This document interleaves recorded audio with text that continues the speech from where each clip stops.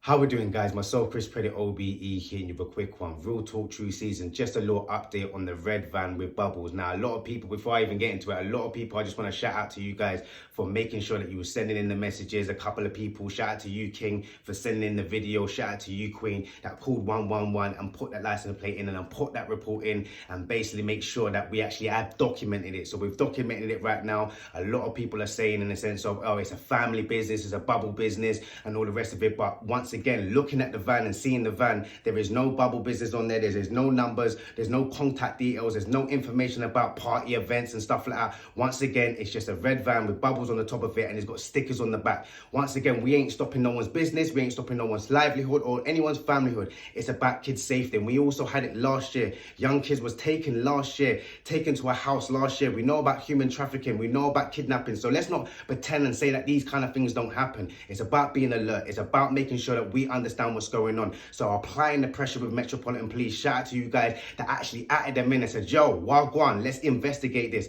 And shout out to many concerned parents that was reaching out to me and reaching out to other parents and saying, listen, what can we do? Because parents don't feel safe. Parents don't feel safe when they're seeing certain things happening and it doesn't make sense. You know, when you see something in the community and it don't make sense, then it probably don't make sense. But shout out to all you kings and queens. It has been reported. The red van, the police are so clear. They're aware of it now, but whatever comes of it, I'm not quite sure. But once again, thank you to all the people in the community. But most importantly, please make sure that you're keeping your children safe, guys. Please make sure that if they're out and about and they're walking around, that they're concerned and they understand about their surroundings. Tell your kids, don't be always looking in your phone, making sure that their heads are up, making sure they're aware of their surroundings, making sure that they don't talk to strangers. And if they are young enough to love bubbles and not understand about communication, please make sure that you're with them. Please make sure that you're always by their side. Don't take your eyes off them for a second, regardless whether you're in the park, regardless if you go to a fun fair. I know sometimes we allow our kids to run off and we're just kind of peeping and all that kind of stuff. Please make sure you keep good eyes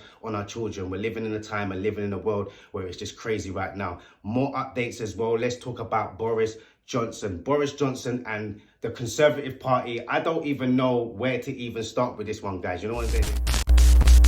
The incident in question reportedly took place on Wednesday night when Mr Pincher was drinking at the Carlton Club, a private members club linked to the Tory party. It was here that he allegedly groped two other men. ITV News understands that complaints were then made by two Conservative MPs who were also present, as well as a third who heard about the incident afterwards. A number of scandals have hit the party this year. David Warburton had the whip withdrawn over allegations of sexual harassment and drug use, which he denies. Imran Ahmad Khan was jailed for sexually assaulting a 15-year-old boy. Neil Parish resigned for watching pornography in the Commons. And an unnamed Tory MP has been arrested on suspicion of rape and sexual assault.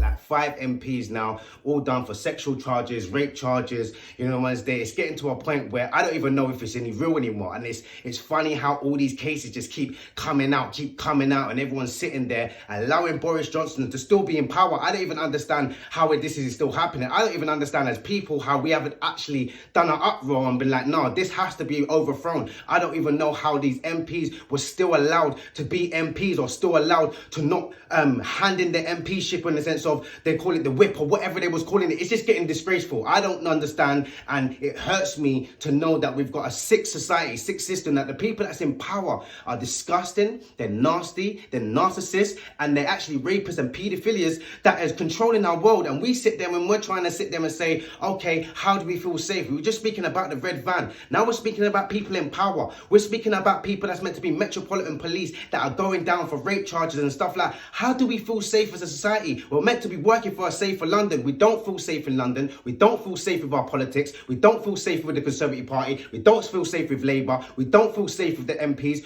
Where do we feel safe?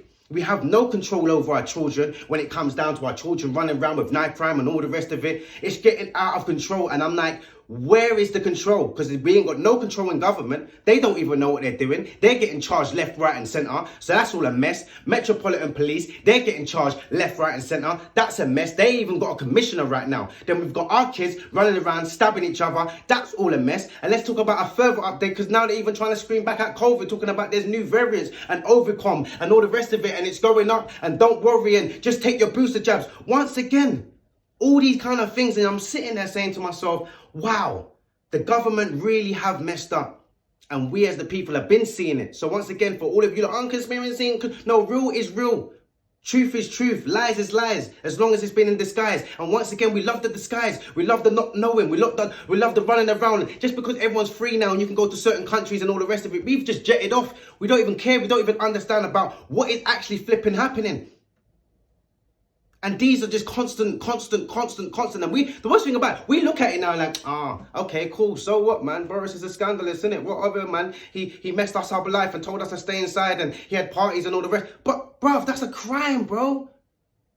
You know you stayed in your house. You know your mental health is suffering because of that man. Because of these kind of people that had parties. And then this one here is wanking inside the MP, inside the Conservatives. What do you call it? The Parliament. Man's wanking in the Parliament. Then you got guys raping. Then you got a guy that's sexually assaulting a 15-year-old boy. Come on. What's going on? And we're living in a society today where we are in the wrong. Where some of the stuff that we were saying, no, how can you say that? Stop saying that, Chris. Why are you talking about them like that? This is real. This is facts. Look up everything that's going on right now and tell me how much you believe now. Tell me how much you believe in them now. Look at the living costs. Look at your jobs. We were saying that 2 years ago. Everyone's like, I still got my job. I'm getting furlough. You loving furlough now? Any furlough? You loving living costs now? You love the energy bills now? You love the oil cost right now for petrol? Do you like it? Do you like transport right now? Do you like the way that the roads have been locked down? And all of the roads when they was locking it down on lockdown and everything, we're like, why are they blocking up these roads? Why are they blocking up all these back roads? Oh yeah, it's to make it safer. It's for the bicyclists. It's for the bicyclists. Now all of a sudden, the bicyclist is allowed to go anywhere on the road and they can be in front of you now. So why did you make the bike lanes? Why did you make the back roads for the bikers then locally so they can navigate? Don't worry, I'll wait. Once again, causing more congestion, causing more money to go locally into their pockets, and also causing more fumes, more emissions for them to blame you and say, look, there's too much cars on the roads, man. Yeah, because you've taken away all the other roads. Oh, but it's for the fumes, it's for the neighbours that they really care about us. Yeah, you've been caring about us. How long? How long you been caring about us? So if that is the case with the energy and all the rest of it, the sun's right there. Solar panels, real quick, real fast. Don't worry, I'll wait. We don't decide to do that. Once again, there's no money in that. Once again, we hear about these inventors making cars and making planes and all this kind of rest of it out of water, out of air. All of a sudden, they die. Okay, don't worry, I'll wait. Starting to see, man. I'm starting to see. But what's you guys' thoughts?